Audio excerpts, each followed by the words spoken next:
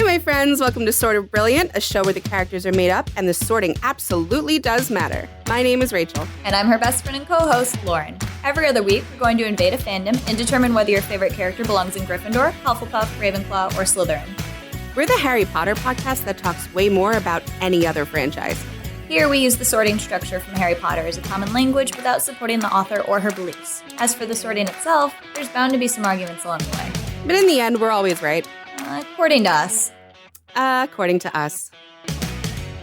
Yippee-ki-yay, What is up? Did you not say motherfucker? No, should What I? are you censoring for?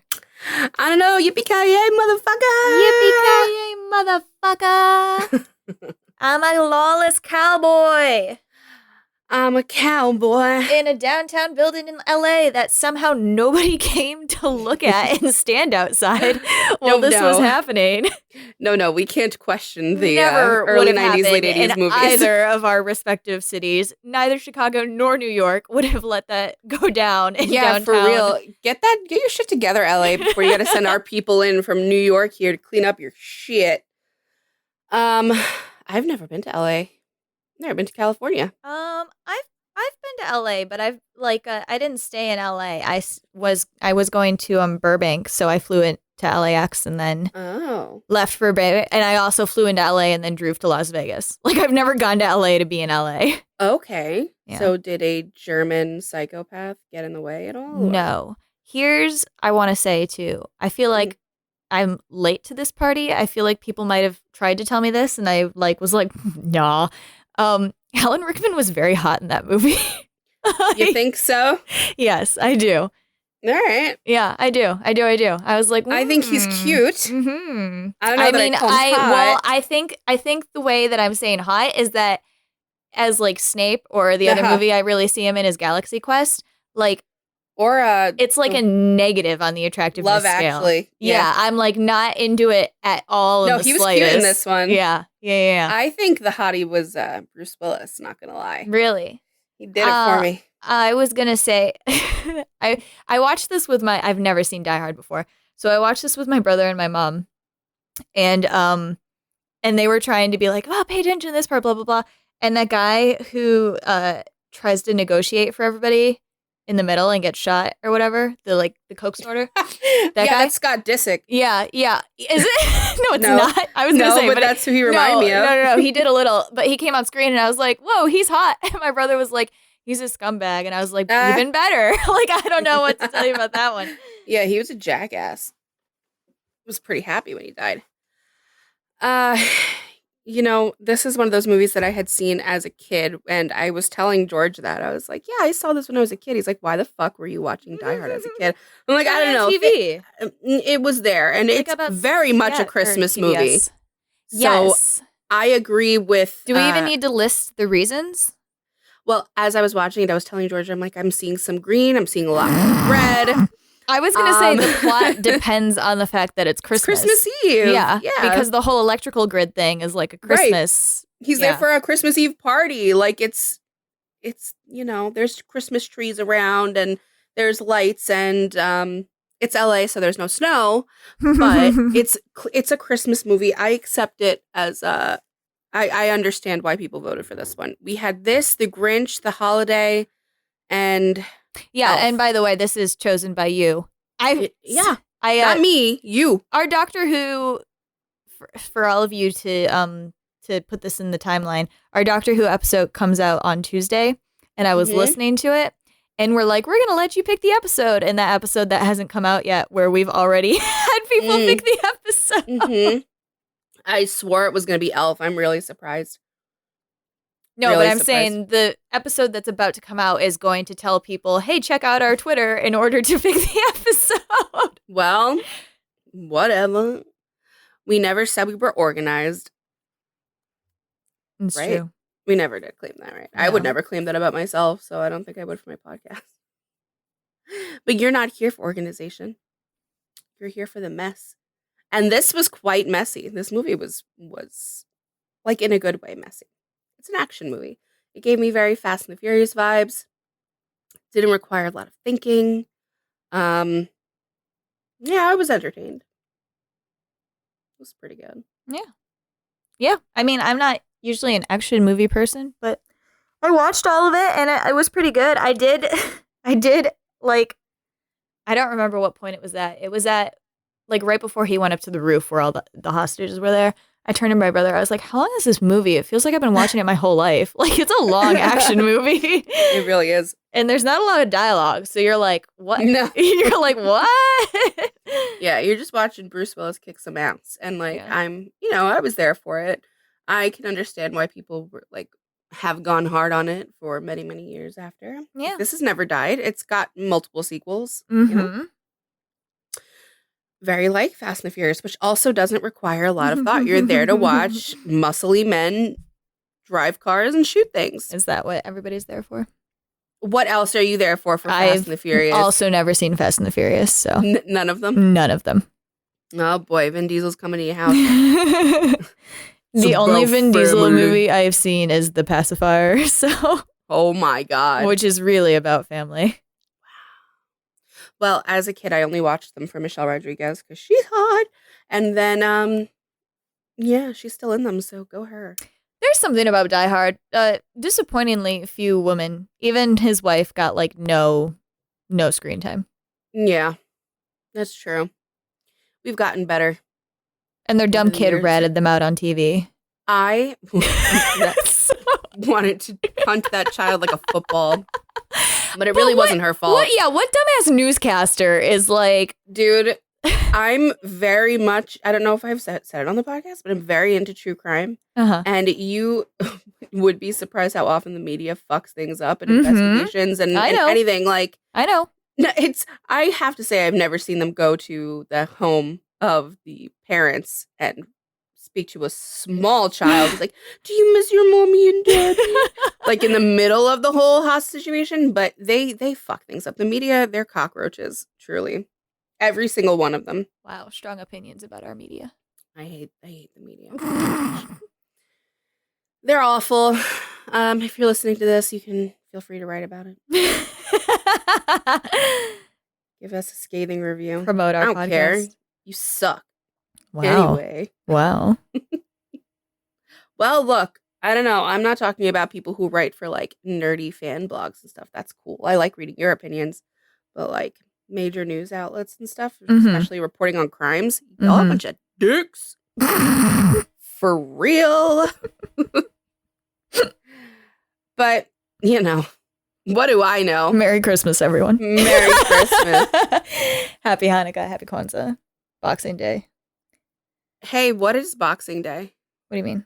What is that? It's Canadian. Yeah, what is it? What are they celebrating? I'm gonna look it up. I used to know at one point. It's like the day after Christmas or something. Shopping, is it like Black Friday or something? No.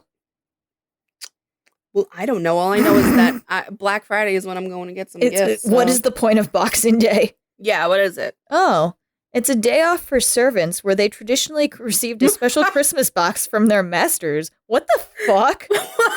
This is the BBC that has wrote this. I'm not reading this from some weird. This is an example of how the media.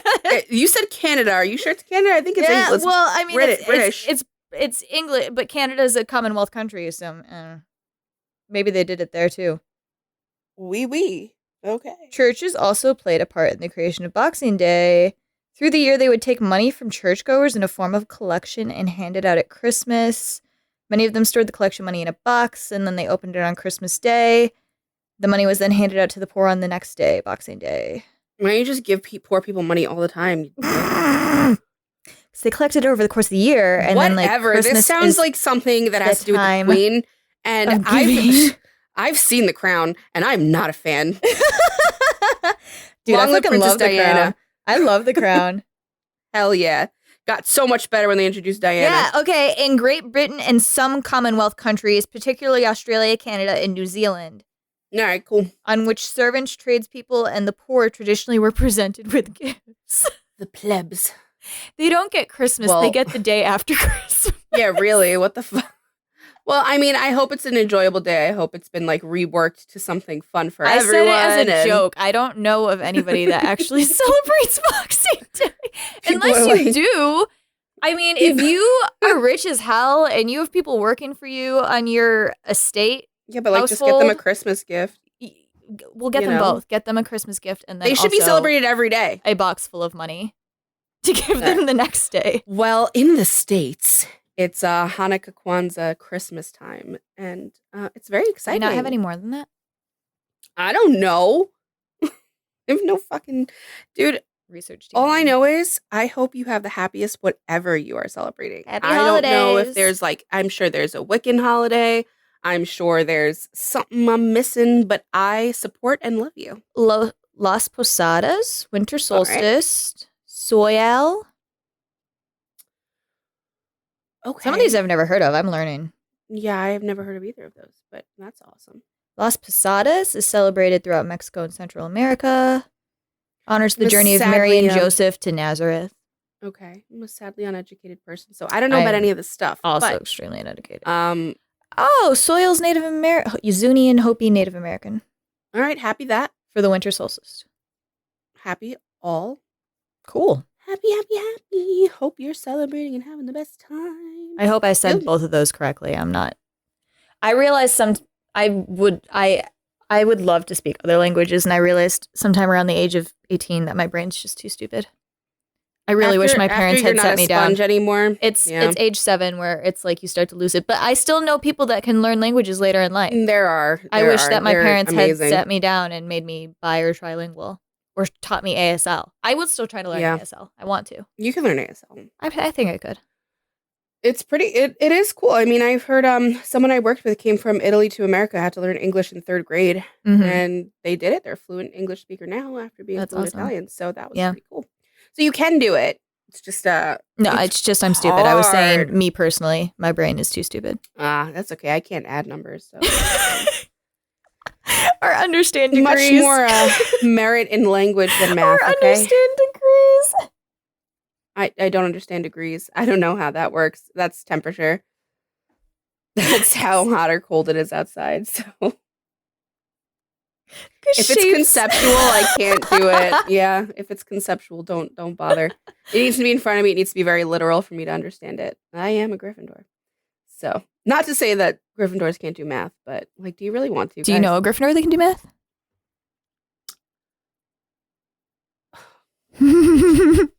Tony Stark. Tony Stark. Yeah, there you go. There you go. I'm sure Dean's good at math too. Do you yeah, I feel like he's good at conceptual, like, you know what I'm saying? He's like mechanical engineer brain. It's like, I don't think he knows math. I just think he can do whatever he needs to do in order to make the thing work. I'm sure. Yeah. I'm sure. But me, no. And the Gryffindors I know are not big fans of math, but who knows? That's a generalization. I have to tell you that I'm rereading Midnight Sun right now for some reason. Being in Edward Cullen's brain. It's a trip and a half. He's good at math. Oh, Edward. Oh my God. I've been seeing on TikTok all these like old Robert Pattinson interviews keep coming up. Yeah. And he's just like, oops, Jacob fell in love with a baby. No way to avoid that.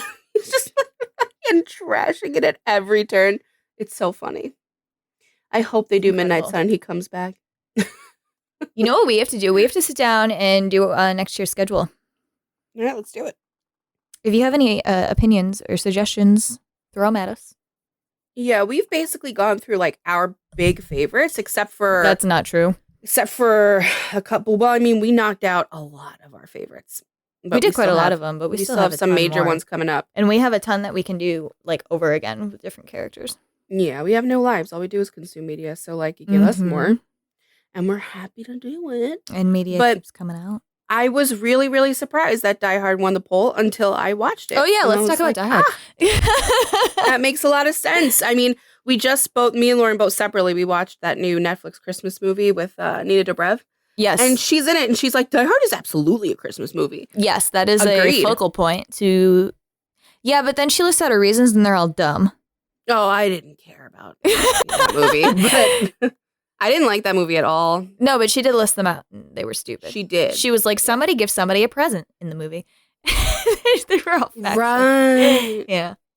I like also just didn't get her whole thing because it's like, okay, So you're tired of online dating and you're tired of like getting bad dates, but you don't want to lose your job. So why don't you fucking make it up? Why don't you like make up fake stories about terrible dates? Like you're a writer. You're supposed to be creative. Or why don't you have fun with the terrible dates?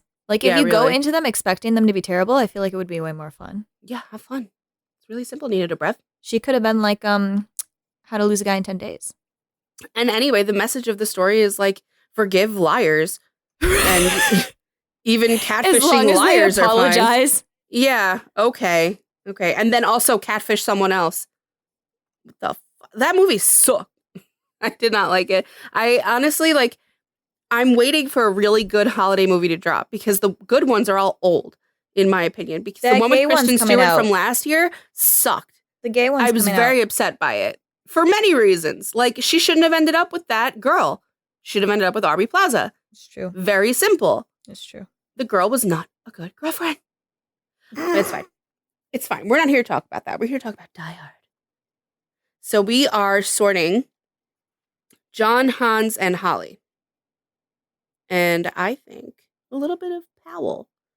Mr. Carl Winslow himself. Yeah. I mean, so Rachel and I were talking, like, it's an action movie. There's no character development or analysis to do here. The first, like, hour of the movie, I was like, I don't have reasons for my immediate sorting. They're just vibes. Like, it's like immediate that was vibes. a preview into my brain. That's what it's like for me when I watch things. I'm like, I'm just getting the Slytherin vibe. But that really, I mean, at a certain point, towards the end, I will say, like, middle to end, way more analytical things happen where I can point to that and go, that's what you are. So let's just get into it. Who would you like to start with? We should start with John McClane, right? Sure, we can. I don't know that it will come to a shock, to come to the surprise of anyone where we put him. It's like a really... This is an open and shut case, my guys. It's he's a huge Gryffindor. Gryffindor.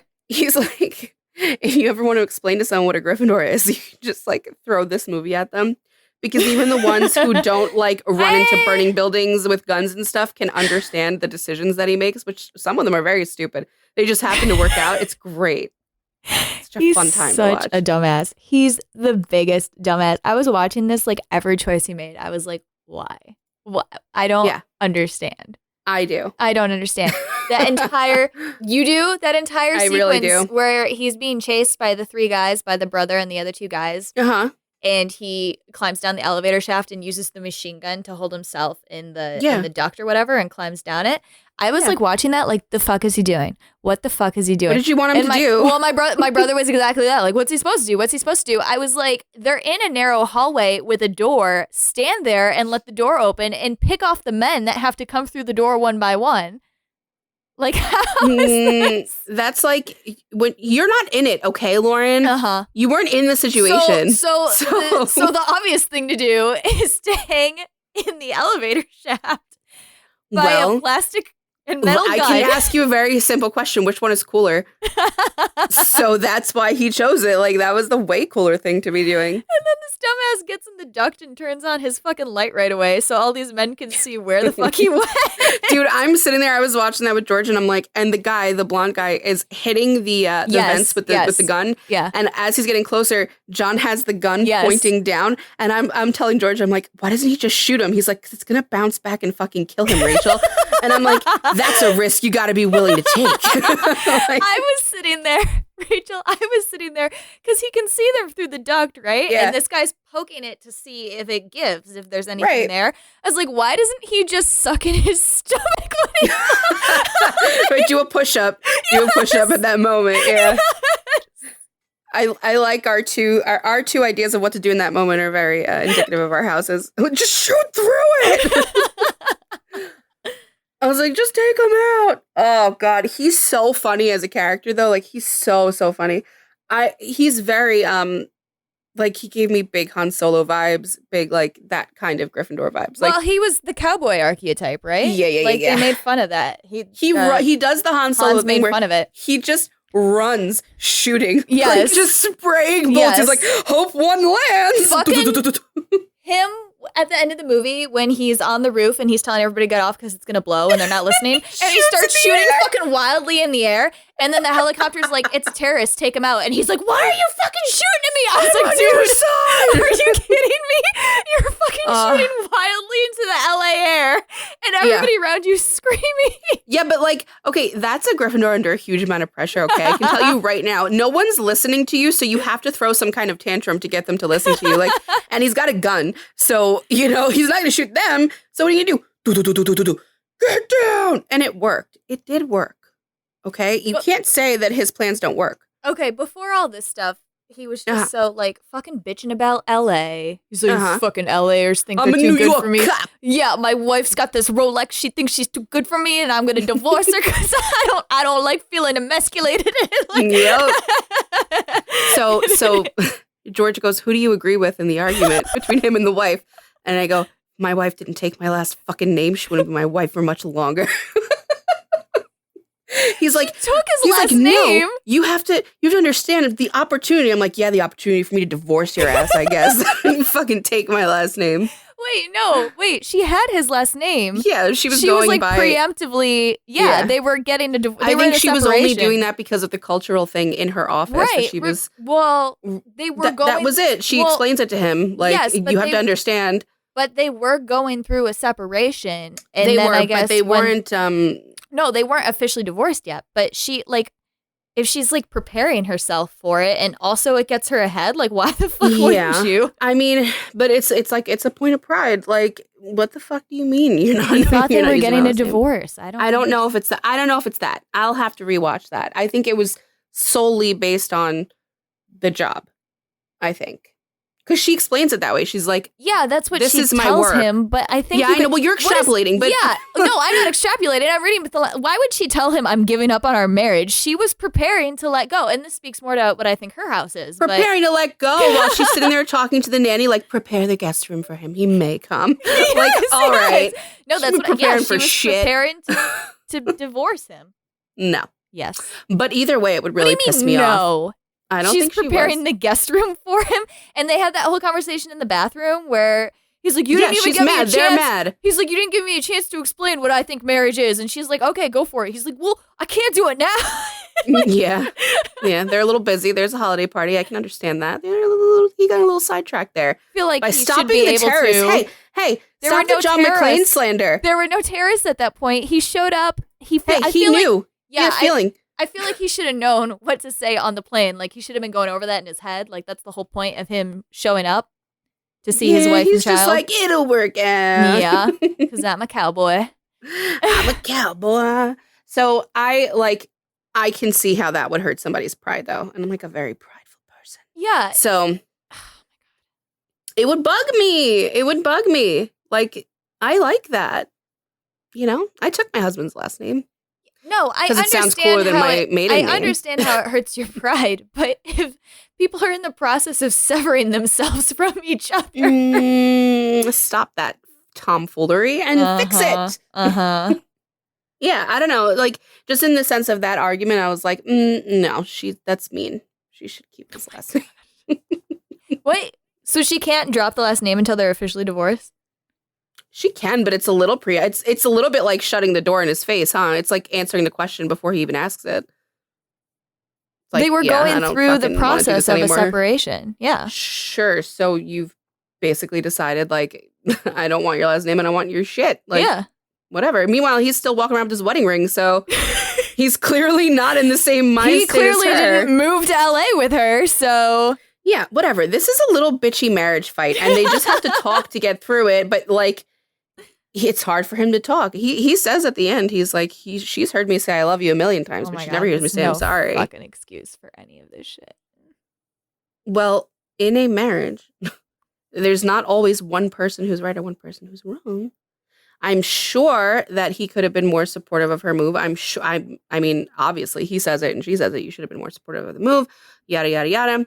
But who knows? Like, how was it introduced to him? How was it put on the table? Oh my God. Who knows? Who knows? I don't know she took anything. Both fucking kids with her to California from New York. Like, all this is going to be. Is that it was enough to go like start the process of separation. And clearly in her mind, she was like, this is probably going to lead to divorce. That should have led to a discussion. They probably have been having discussions, Rachel. It sounds like they had months where they didn't speak because she's like, we talked about this in the summer. And he's like, we didn't finish that conversation. And it's fucking December 24th. So both of them are clearly ass at communicating.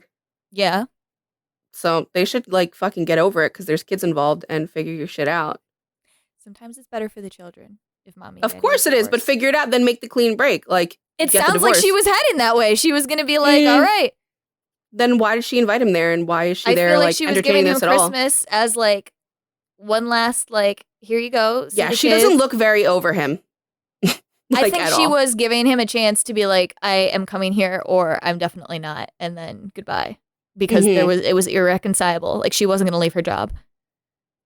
Right. But obviously extending the trip to him is, hey, why don't you come see if you can do this? But like, what I'm saying is that I think knowing him, she fully did not expect him to acquiesce to what she wanted. Yeah, I'm sure. But that she put it on the table means she wasn't all out yet. Right. But I'm saying I think she was like, it doesn't hurt if I put my name because it helps my job. And I doubt my husband's actually going to get his shit together. Sure, maybe. Could be. Seems like there's a lot of things going on here in this marital issue that they are having. He needed to pull his head out of his ass a little bit. Like, why? I don't know why you would say no to your wife making more money and you having more money and your children having more money. Like, just, you know. Because now he suddenly got a small dick. I guess so. Anyway. That's a sad man problem, though. But he does pull his head out of his ass, which is great. And he does make the attempt to go there and talk to her. He wants him almost dying. Yeah. And his wife almost dying. But he did get on the plane and go. I mean, it's not like he shut it down. He was like, fuck you, got a job. You don't want me anymore then. Like, he's going to try to fix it. He just doesn't know how. He's a really bad communicator. Going to say bye too. I think they were both, and it's implied in the movie, they're both like, I don't know what's going to happen here. Let's just find out. Like, they both wanted to see if they could work it out and work through it. But yeah, okay. Maybe they couldn't have without the invasion of the terrorists. I was going to say, I think also both of them were waiting for the other one to give something. Yeah, they were. And then it wasn't They totally were. So they needed the near-death experience in order for that. I mean, it sounds like all he needed to do was apologize. Like, it sounds like he just needed to go, I'm sorry, I should have been, like, a better listener. Like, I have hurt you. Yeah, like, my bad. Can we talk about it, you know? Because I have anyway, the rest of it. We went way deeper into the emotional aspect of the movie than the movie actually gives us. Yeah, it was like a total of 5 minutes discussion with those two. But that's what we do here. So there's that, the inability to apologize until, like, death forces you to apologize. I relate. I don't like apologizing. And it was literally his goodbye. Like, he was like, I'm going to die.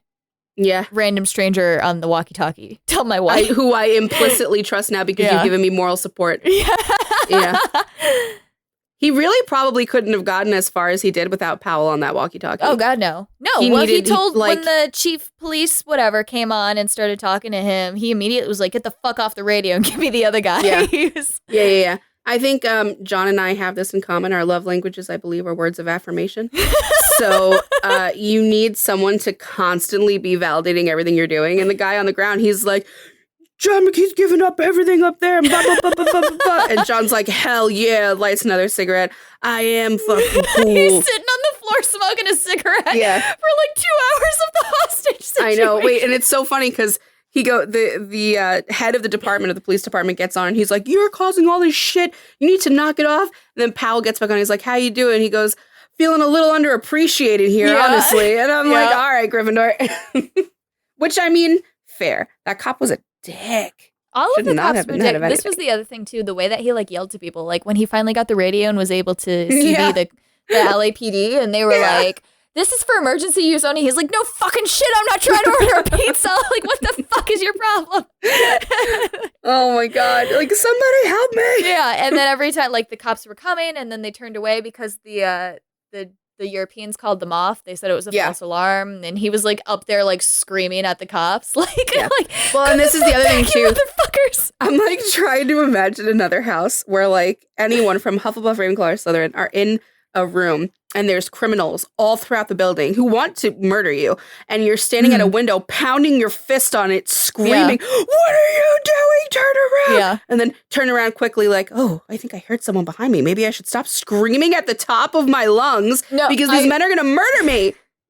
Fucking throwing the body out the window was fucking like so dramatic. Like he could have thrown a chair or a desk. Yeah. He's like, here's a fucking body. No, I will say the other part where I was fucking dying laughing before he got up to that upper area and was like waiting for the cops for the longest time. He was in the boardroom where the two terrorists come in, but the one guy comes in first, and John immediately gets the gun in him and starts screaming, put the fucking gun down, put your fucking gun down, and the other guy's yelling back like, okay, and they're just screaming at each other. And I'm like, this is the most Gryffindor. Yeah, it's like every it's like hard because it's every time he's on screen is a Gryffindor moment. So it's like hard to pick. It's just like he just is. He embodies it. When Hans tricks his ass, like it's so funny. He just it's like I fully believed that he didn't know that like Hans was faking. I was like, oh, of course, a Gryffindor's gonna get tricked like that. Whatever. No, but even knowing.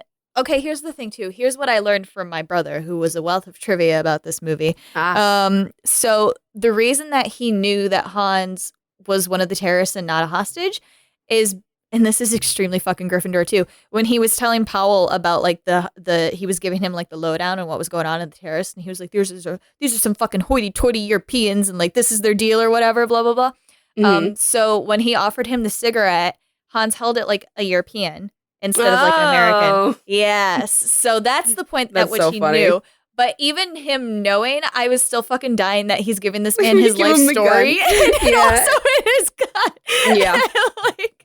And he did it full well knowing that they were blanks and he couldn't do it. And he did it for the moment of drama to be like, haha, you thought you were smarter than me?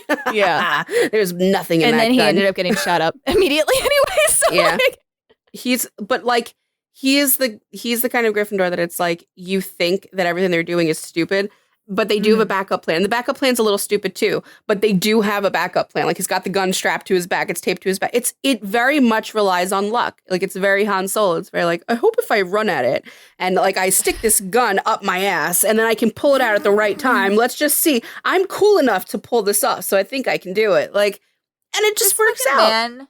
I mentioned to Rachel, like, he doesn't have shoes the entire movie because he took them off for the flight because the man on the flight told him if he didn't like flying, he should, like, make a fist with his toes in the carpet. And then the terrorists show up and he somehow does not have time to put his fucking shoes on before he goes running after terrorists. Also, so like, mind your fucking business. Like, this all could have been avoided. So he kills the first guy and tries on his shoes and the shoes are too small.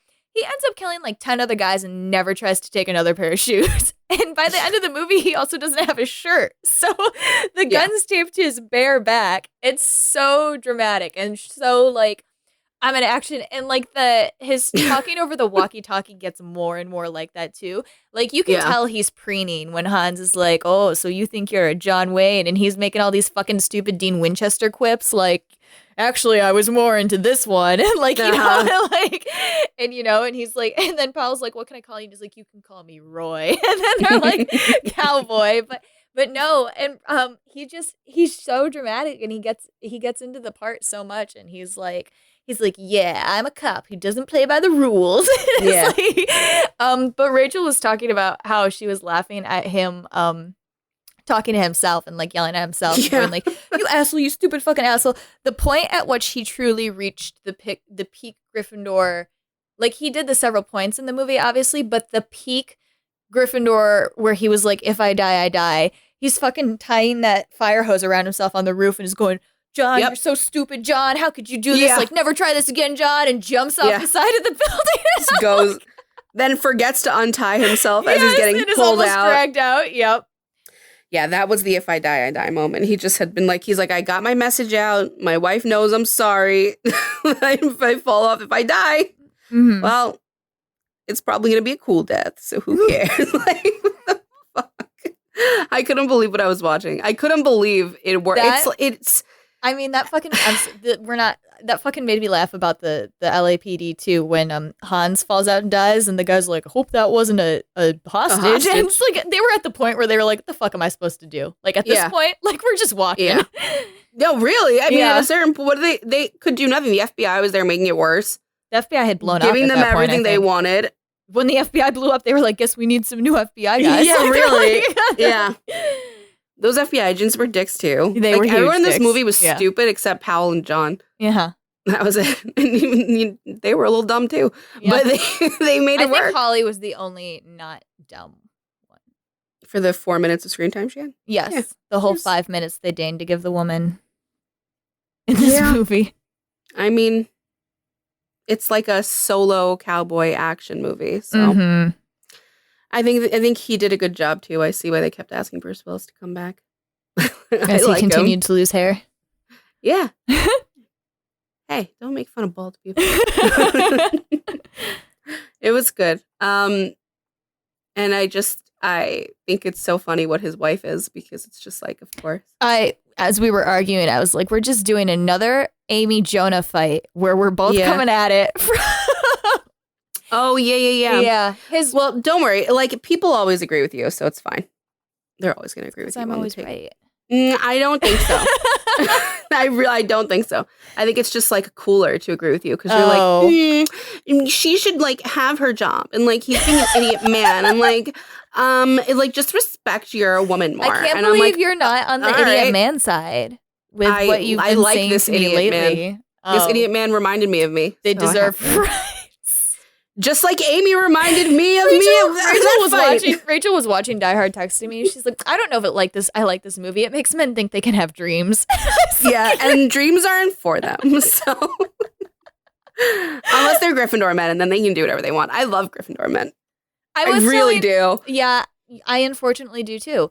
I was telling her too that I really appreciated that this movie didn't try to do character analysis or extrapolation or whatever. I was like, you're an action movie. Be an action movie. I am not into action movies that are also like, these people are growing and they have feelings. I'm like, no, that's not what action movies are for. That's not why I'm here. Yeah. Like, send someone off the side of a building with a fire hose. Right. And they gave it to us. Like, it was good. Everything. It was very enjoyable. I can't believe we haven't talked about, I'm sorry, him sending the dead body back down with the fucking shirt that said, I have a machine gun now. He turned on the elevator, turned it off, climbed through the doors, like almost hurt himself, wrenched his back to push the button again so he could send this dead body down. Why so dramatic? Like, would it not be more intelligent to move quietly and not make such a stink and not be like, I have a machine gun? Feels like the element of surprise on that one would be great, you know? He's like, one down. He's marking them off on his arm like, who's left? Oh my God. When he went on the radio and said all their names and the guy was like, how does he have so much information? You know, John was up there like, oh man, I'm so cool. I'm so cool. Hold on. Let me light another cigarette. I'm not cool enough in this moment. I love it. I love him. I absolutely love John McClane. I get it, people. I get it. But I loved Hans as a villain. I did. Yeah. Like, they really are the two main characters. Like, that's it. Yeah. Those are the two main characters of the movie. Let's give Holly at least 10 minutes, 2 for every moment she's on screen. Listen, she's a smart character. She is a smart character. A good character. I wish there was more of her. The biggest scene that she was given was when she was negotiating with Hans. And that's a huge... Yeah. First of all, let me just... In people of the 80s who lived in the 80s, that's the hair y'all were... The perm, yeah. That's the hair. No, but it's not just the perm. It's the mini straight bangs on the top. Yeah. And then the perm all around. My mom had that hair. And I'm just like, mine too. And I just constantly ask her, like, why? Just why? Because some perms are gorgeous. And I don't understand the ones that specifically white women were rocking in the 80s. You look like llamas or something. Like, I'm just not, I wasn't into it. Yeah. I don't know. I also didn't like mullets on most people. Yeah. But then again, there is a character in Stranger Things who has a mullet, and I'm very into it.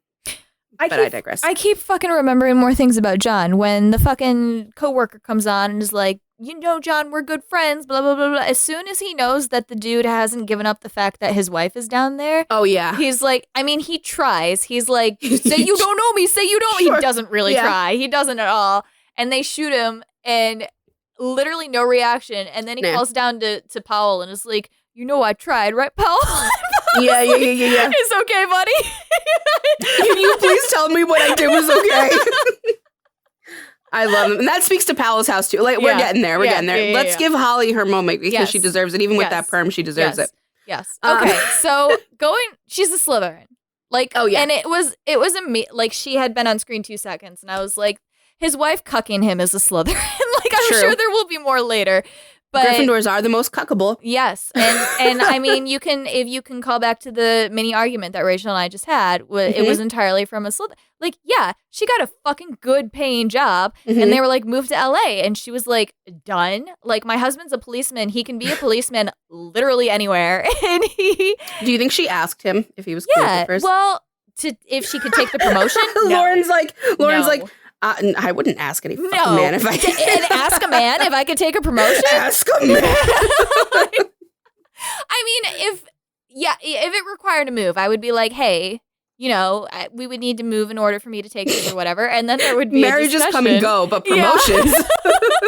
I mean, she got a Rolex for her bonus. She did get a Rolex. Almost got her ass killed.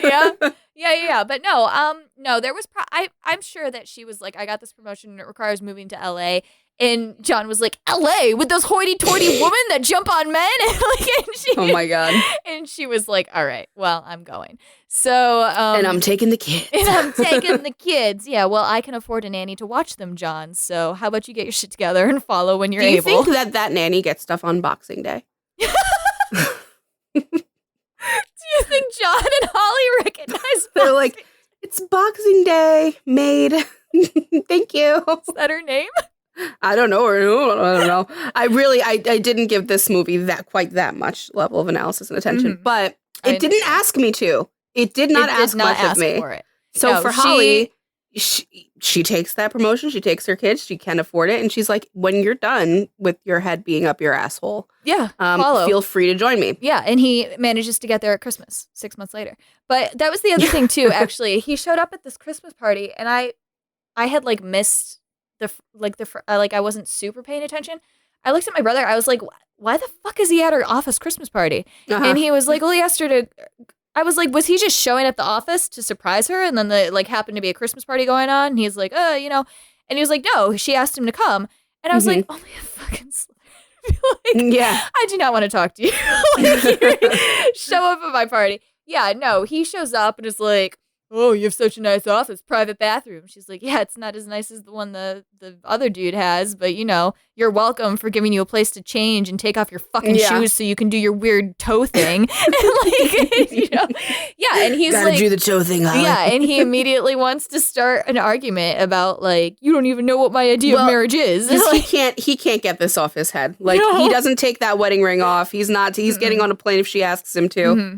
He can't get it over. No. And she's like, I can compartmentalize this and do my job and raise my kids. And then we can discuss this at a better time. Christmas Eve. Right. Well, even then she didn't really want to, she was like, John, wait till we get home. And he's like, why'd you want me here? She's like, because fucking I don't know. I know, you're a fucking Gryffindor. I can't explain it. And then he wants to start a fight about her not using his last name. And she's like, John, I wanted to make more money. I don't know what to tell you.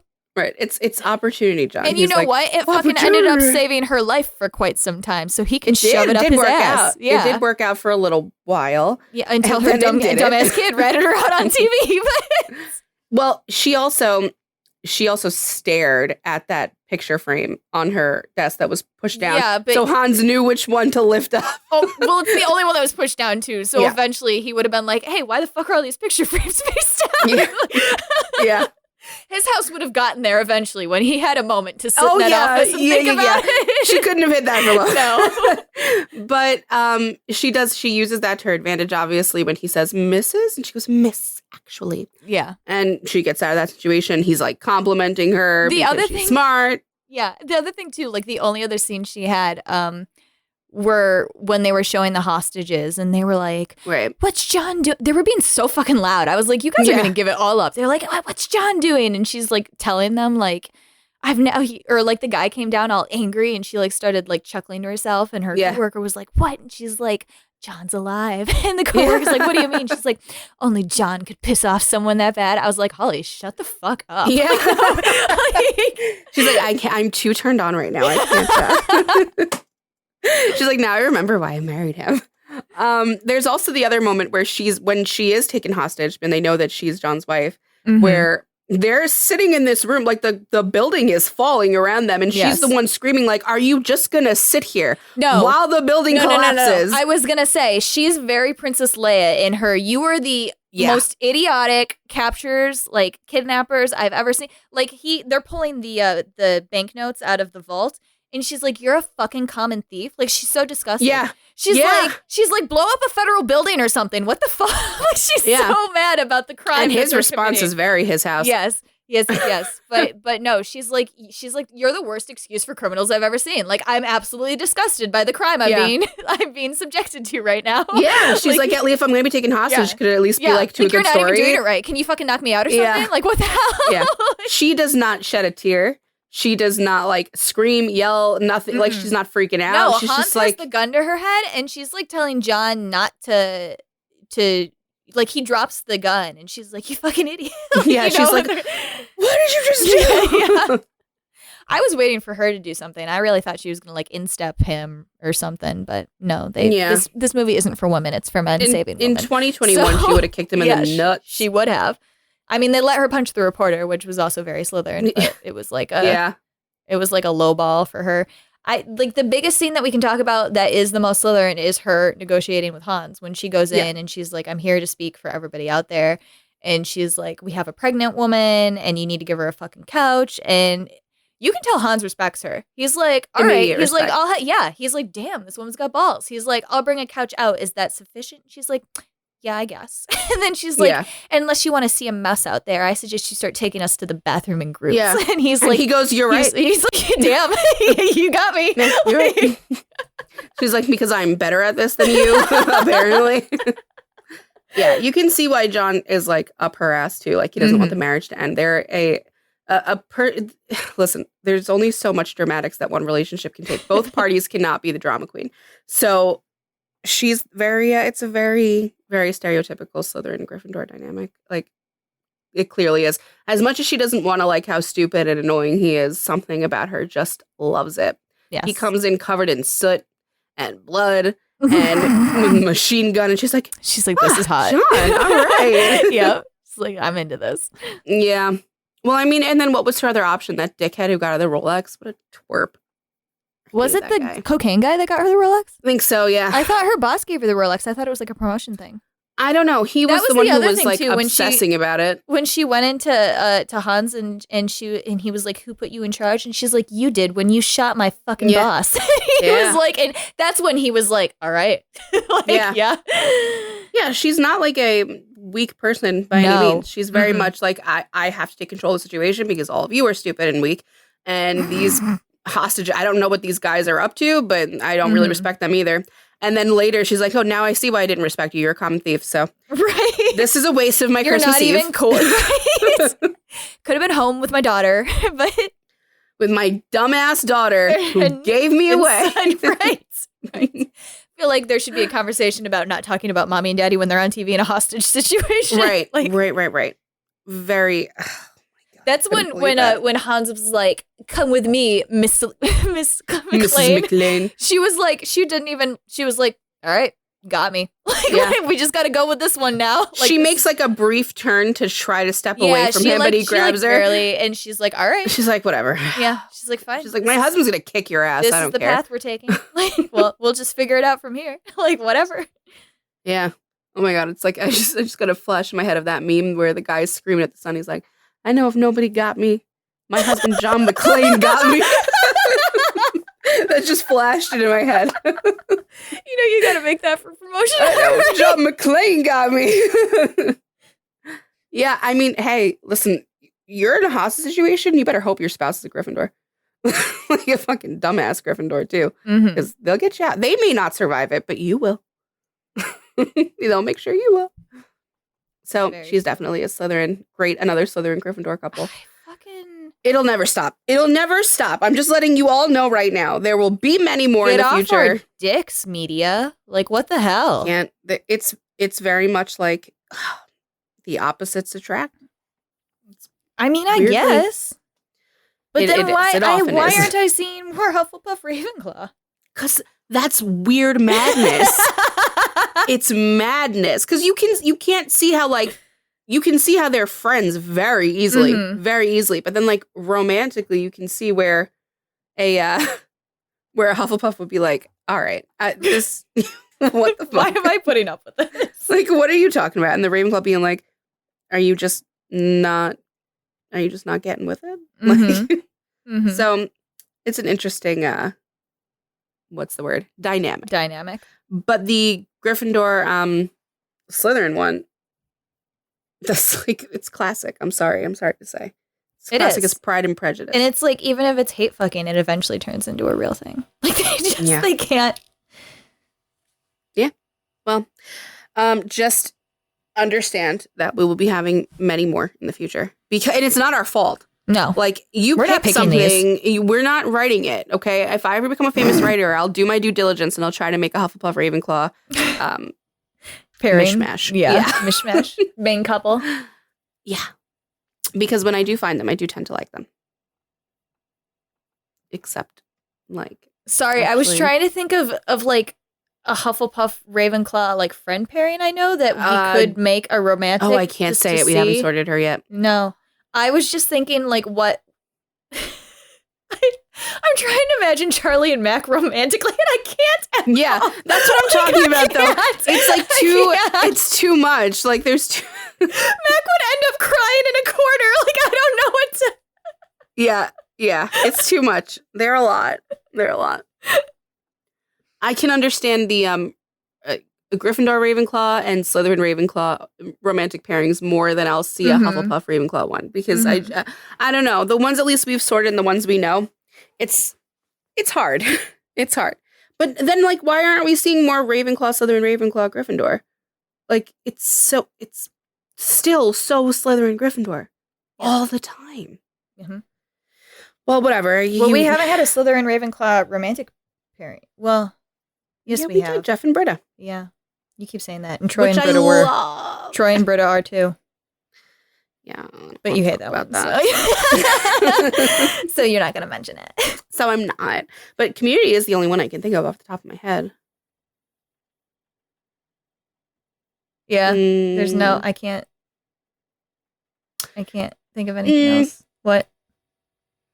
Yeah, I guess. Okay. Mm-hmm. Real life ones are better than the media ones. Our Ravenclaw, Hufflepuff, romantic people that we know. We love them. We love you guys. The one that we know? I'm trying so hard. Like, you make it so hard every time. I'm trying not to say it. Don't out them on national television. I'm alluding. There is a couple that we allude to sometimes that I try to under the table allude to because it's a celebrity pairing and we don't sort real people. And they're not. Wink, wink, nudge, nudge. Well, they are. So I don't know what to tell you and the world, but whatever. Like, nobody needs to know what we're talking about. No. Moving on. Mm-hmm. Moving Hans. on to Hans. To Hans Gruben. Hans Gruben. Hans Gruben. Yeah. Fucking amazing.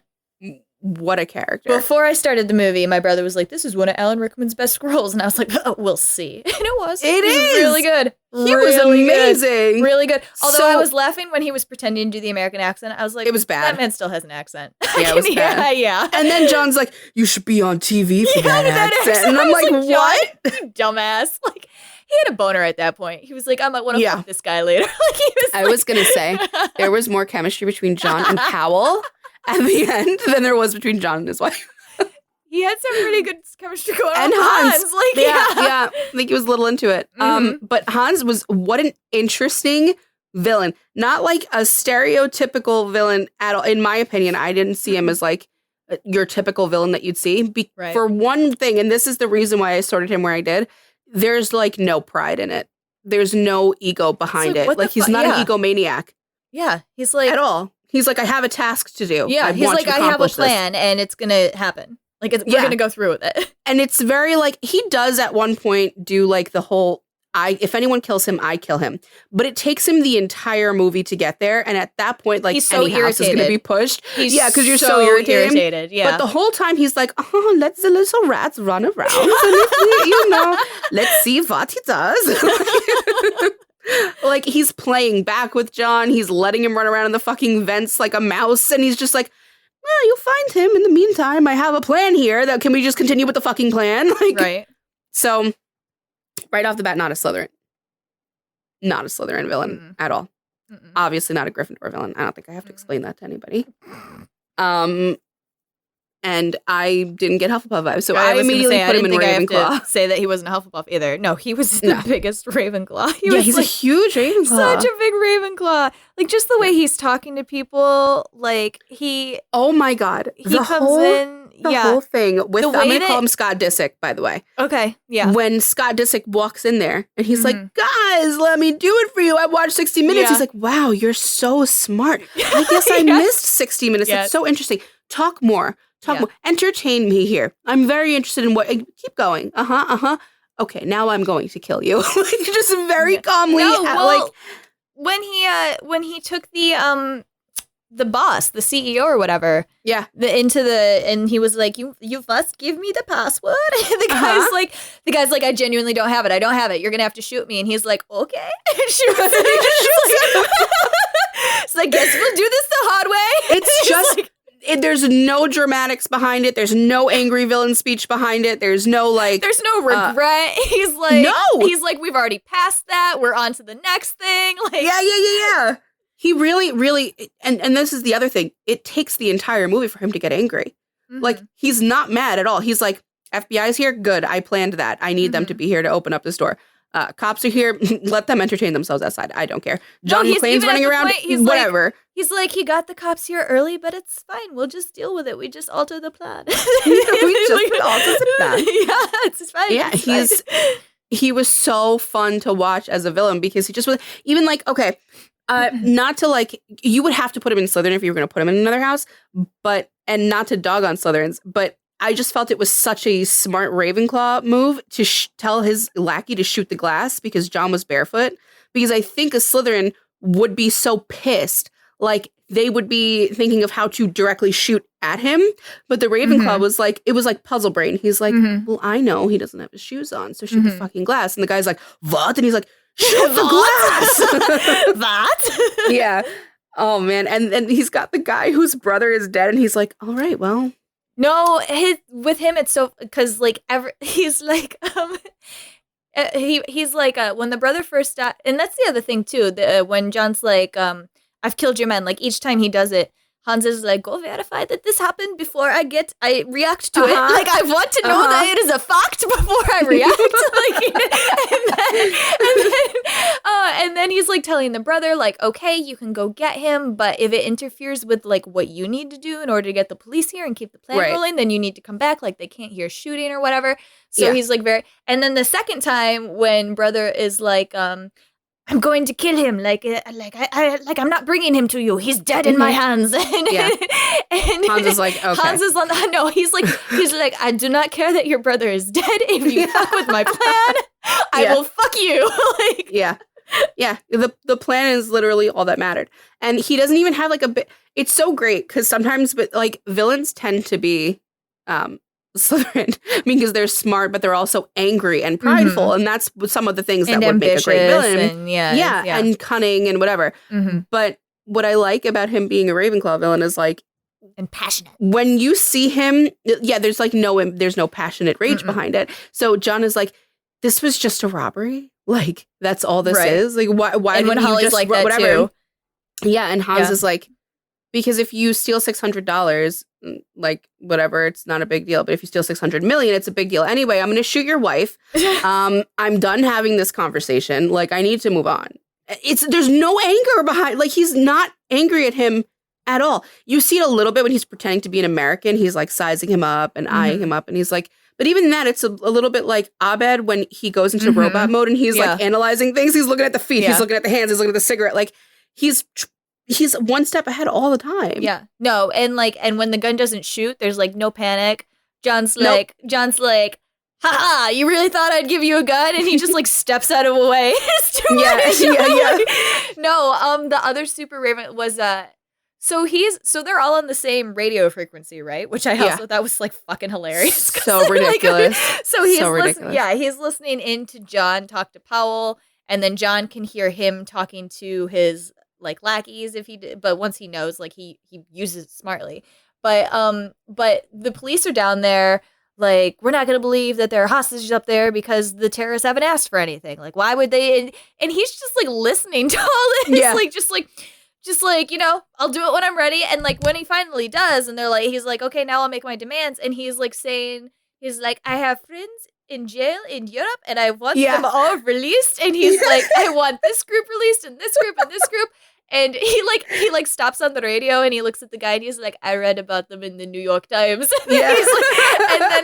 And so the like policeman's freaking out like, wait, I don't have the authority. We can't do all that, blah, blah, blah.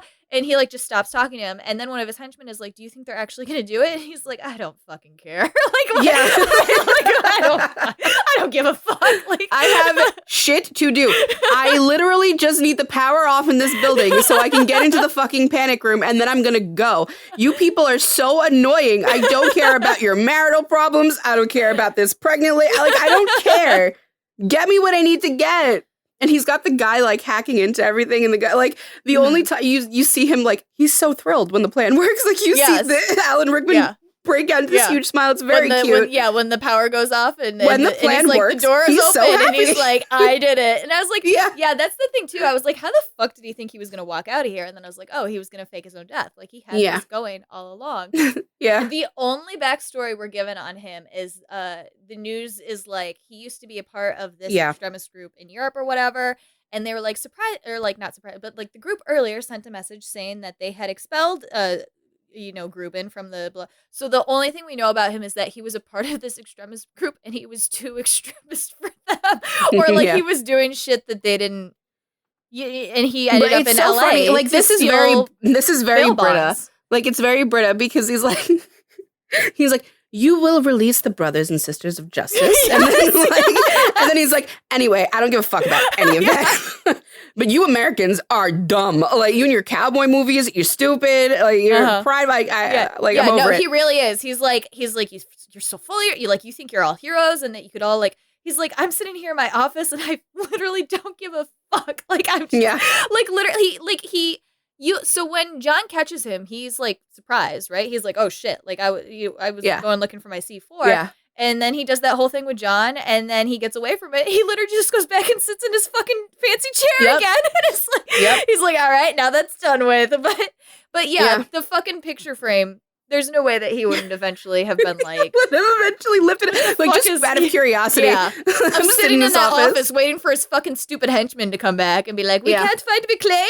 And be like... Wow, shocking. You still can't find him. I'm really surprised. Sitting in that same room all night, I really, really enjoyed that all of the henchmen looked like they were in 80s bands. It really made me happy. I very much enjoyed it. But I just thought it was so, like, I kept waiting for the moment for, like, the angry villain speech, the passionate reason behind the motivation, the making it personal to himself. He's just like, I'm here for $600 million. Yeah. He's like, I'm here and I'm going to a beach. Yeah, right? He's like, he was awesome. He's like, my extremist group picked me out, and I realized that I needed money to live. So I've made this plan, and I'm going through with it, and when it's complete, I am good to go. Like, yeah. I've noticed with Ravenclaws, a lot of them are completionists. Like, they don't feel right until they've completed something. I know with my husband, even if he hates a show, if he started it, he has to finish it. Like, it's not even hate watching. He's just watching it because he needs to know what's going to happen next. We were having an argument, Rachel. I don't know if you remember this argument. We haven't sorted him yet. He was part of the Marvel Universe, and we were arguing between Ravenclaw and Slytherin.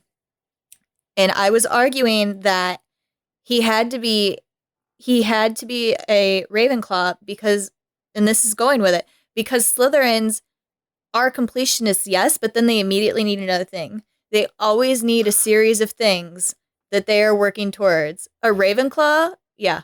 A I'm mouthing it on Zoom. yes. Okay. A Ravenclaw, when they get it, they're like, Yeah. done. I've done it. I'm done. They need to finish. Yeah. And then they're like, I have done it.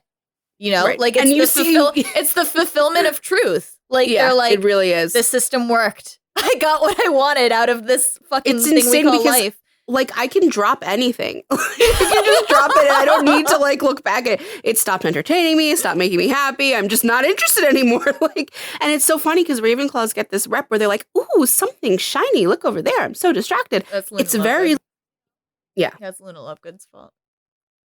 Except not really, because she was very completionist about the things that she was like, you know, like she was gonna find the fucking Raxperts. Like I don't know. She was gonna find the Raxpert.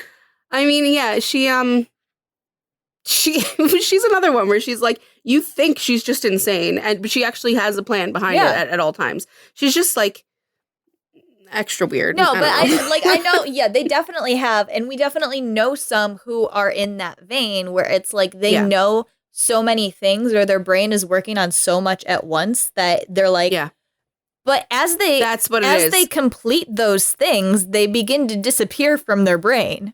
You know, like it's like a to-do list that got checked off. It's mentally in their like, brain, and like done. They can let that go. I never will return to this. Like, you know, nope. I don't like it. I so do not relate to that. I can just let it go. But no, they're like, I made a commitment to this thing, and I have to figure it all out now. I have to figure out how it works, why it works that way, and what's going to happen after. Keep pushing at it. Very interesting brain. Pushing at it. Yeah. See what happens. Yeah. Until nothing happens anymore. Ooh, big red button. Yes. I'm going to push the big red button. Yes. 10. I miss Doctor Who now. I wish we were still talking about Doctor Who. I know. I was like, man, when can we do the first companion episode? Probably really soon. Yeah, let's do it really soon. Yeah. Like, we just I was going to say, I was like, I'm going to forget all of this shit if we do it. I have so much to say about them all right now. I know. Me too. Oh, I can't wait. But for Die Hard, we're here for Die Hard. It's just, guys, like, if you listen to Clueless, if you listen to Legally Blonde, this is what happens when you sort movies. Yeah. Like, you only have the 2 hours that are in front of you. And we even had more to say about those because they had some character growth in them. We were like, they had character growth, exactly.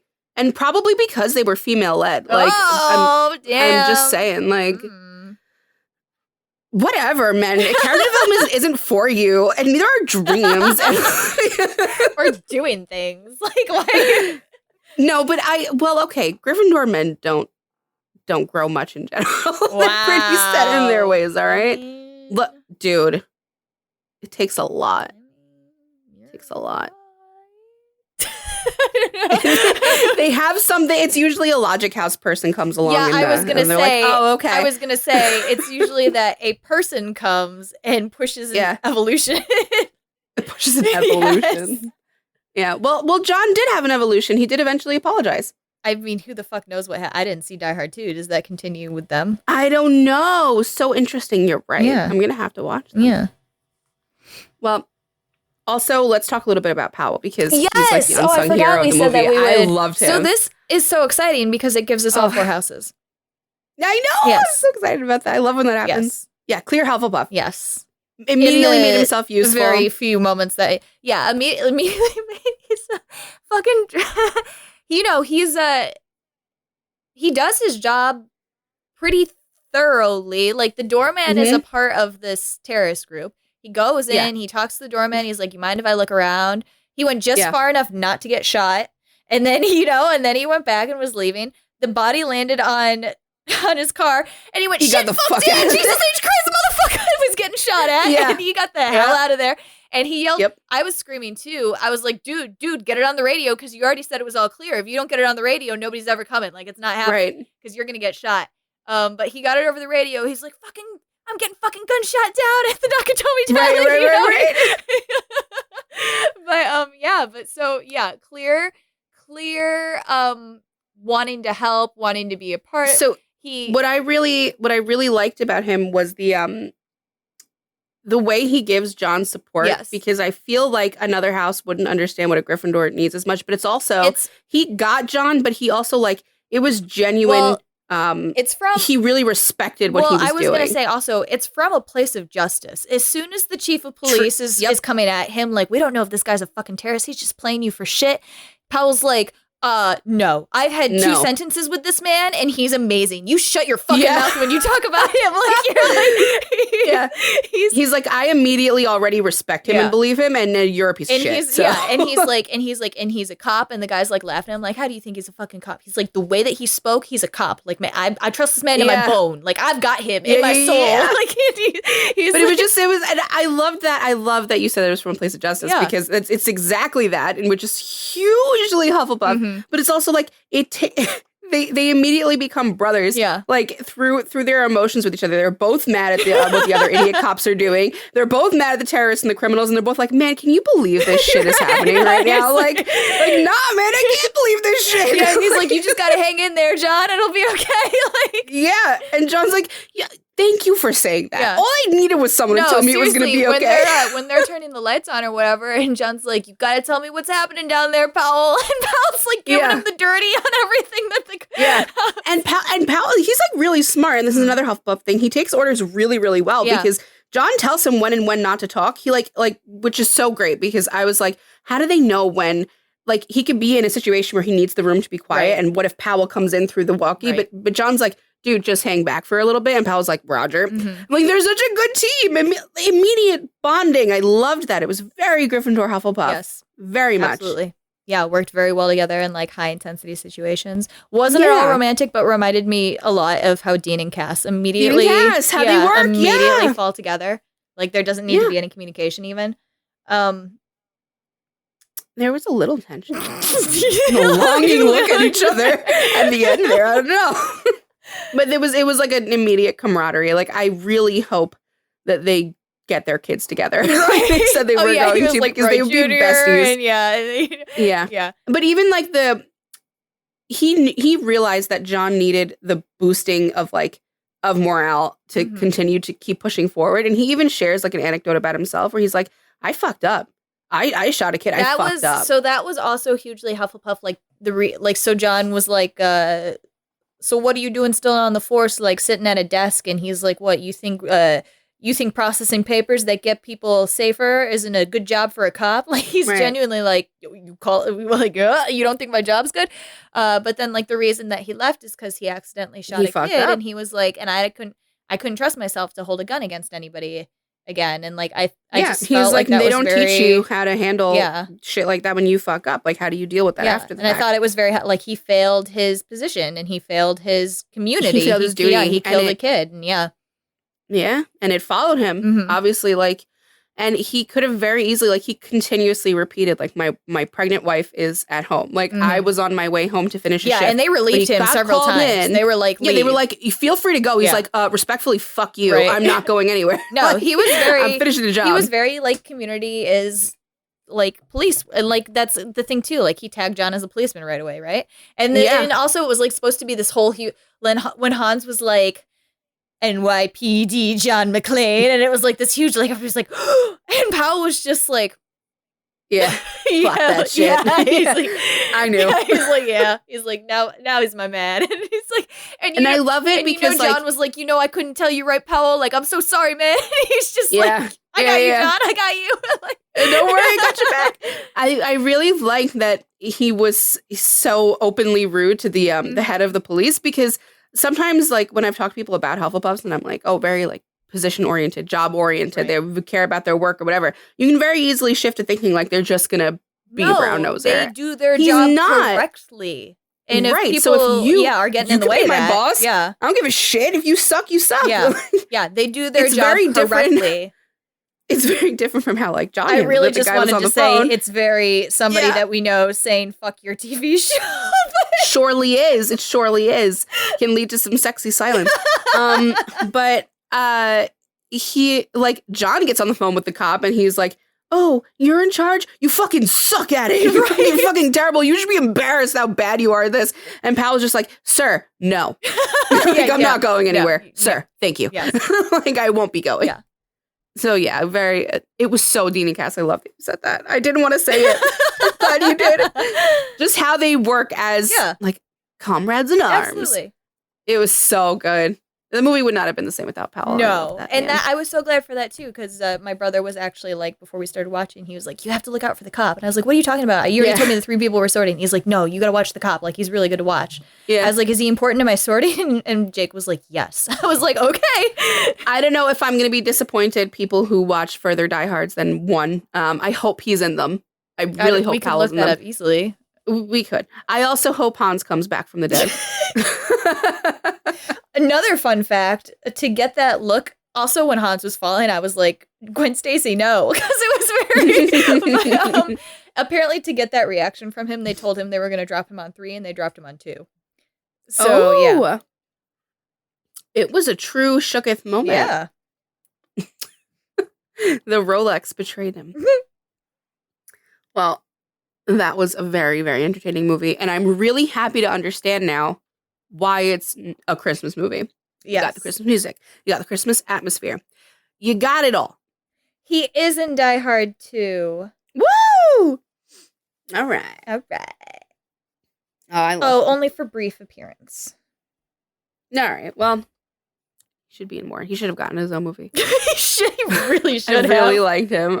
He's the dad in Family Matters, right? I keep calling him goddamn Carl Winslow, and you're not picking up on it. I picked up on it. I was saying he's also the dad in Family Matters. Right? Like, give it to me when I say it. Oh, I love Carl Winslow. My mother was like, "You've seen the Urkel show, right?" I was like, "Family Matters." She's like, "Yeah, he's the goddamn dad." Good show.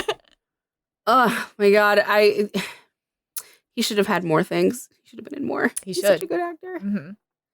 Well, it was a good movie. Very much enjoyed this. I really did. Resent watching it as much as I expected. No, me neither. I really didn't want to. I was like, damn it. I voted for the holiday on our own poll. Elf or Grinch. I voted for the holiday on our own poll. I'll just tell you I'm going to watch the holiday again, though, because... I watched it. That's why I wanted to do it, because I had watched it when I put up Christmas decorations. I don't resent when you tell me I have Jack Black energy when I watch it. So I'm like, okay, that's fine. He's normal in that one. He's normal in that one. I was telling George about this, and he's like, it's a little bit Adam Sandler energy that you have, but not quite. Like, it's a little more Jack Black. I'm like, all right, this is all fucking insulting. I don't know why. Jack Black's amazing. You know why. They're not cool. They're funny. Who says Jack Black is not cool? We're moving on. I'm not having this conversation anymore. I will take the Adam Sandler one more. With respect. Yeah. Put on your yarmulke. It's time for Hanukkah. Hell yeah. Banger all day, every day. Jewish representation on the show. Whoop, whoop. People think I'm Jewish because my name is Rachel. Like Rachel Bloom. I'm not, though. Yeah. Rachel's a Hebrew name. Well, we have to do Crazy Ex-Girlfriend. I showed you the 2 songs about her mother on Crazy Ex-Girlfriend. You're like, this is my mother. I can't watch that show again. It hits too close to home. Like in every way, it hits too close. I'm good. I think I have a handle on it. I think I know where I'm putting her, and I think I got it. But good show. This was a good movie. I love when we sort movies. They're like. They're so quick and easy. With TV shows, it's so hard because you're trying to like get everything in. Yes. You don't want to miss any little detail, especially when it supports your argument. Yes. Like Doctor Who wasn't terribly easy to get all. Like after the episode was recorded, I was really upset at myself. There were things I wanted to say. Like, I remembered things after. Mm-hmm. That always happens with shows. Mm-hmm. So this was nice. Yeah. And then it leads to Rachel coming back to me like, let's do another Supernatural. I was like, what more? I could really do another Doctor Who. I could do another Supernatural.